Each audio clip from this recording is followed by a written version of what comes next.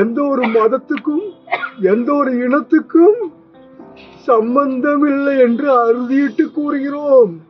88ல வந்து நான் இதே வீட்டுலதான், எங்க பாட்டி இருக்கு, எங்க அம்மாவோட அம்மா. எங்க அம்மா போய் சொல்லுது, அவன் கிறிஸ்துக்காரி கட்டிக்க போறான் நம்ம. நான் எங்க பாட்டி பேச்சு தட்டவே மாட்டேன். பாட்டிகிட்ட போக சொல்லிட்டாங்க. எங்க பாட்டி கூப்பிடுது, ஏண்டா அழகா நீ அவளைத்தான் கட்டிக்கணுமா ஆயிடுச்சு.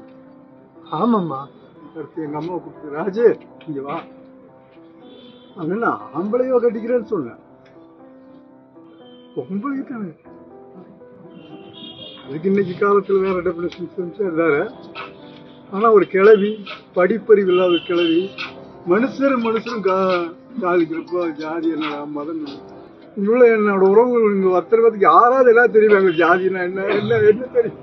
அன்னைக்கு இந்த புள்ள என் மேல பைத்தியகாரத்துல லவ் பண்ணிட்டு வந்து கல்யாணத்துல அறிவிக்கிறான். எனக்கும் எங்களுக்கும் எந்த ஒரு சாதிக்கும் எந்த ஒரு மதத்துக்கும் எந்த ஒரு இனத்துக்கும் சம்பந்தமில்லை என்று அறுதியிட்டு கூறுகிறோம். உழைக்கும் மக்கள் உலகில் எங்கெங்கெல்லாம் உள்ளனரோ அவர்களே எமது உறவினர்கள், அவர்களே எமது நண்பர்கள். இவ்வளவு தப்பா கையே எனக்கு யாரு தப்பல.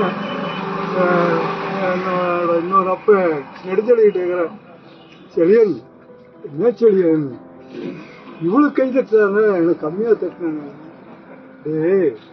நம்ம பேசுறது வேறடா. இந்த சமூகத்துல ஒரு பொண்ணா இருந்து வந்து துணிச்சலா பேசினா பாரு, அதுதான்டா முக்கியம். எங்க ரெண்டு தரப்புலையும் பார்த்தாங்க. உங்க முறைப்படி வேணாலும் பண்ணுங்க, எங்க முறைப்படி வேணாலும் பண்ணுங்க. அதுல என் தோழனுங்க லியோ மைக்கேல் மாதிரி தோழர்கள் எங்களோட சுதந்திரத்துல, யாழ் மொழிக்கும் எனக்குமான சுதந்திரத்துல யாரும் தலையில.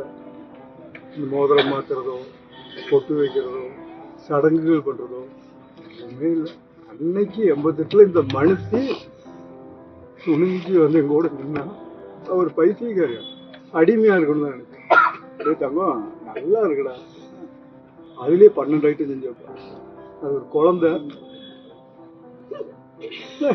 தெரியல, என் கூடவே கொள்கைட்டா கூட வந்தா எல்லாரும் கணியம் மச்சம் சம்பந்தி சில பேரு சொன்னேன். உலகம் எனக்குன்னு தனி உலகம் இல்ல, சரியா?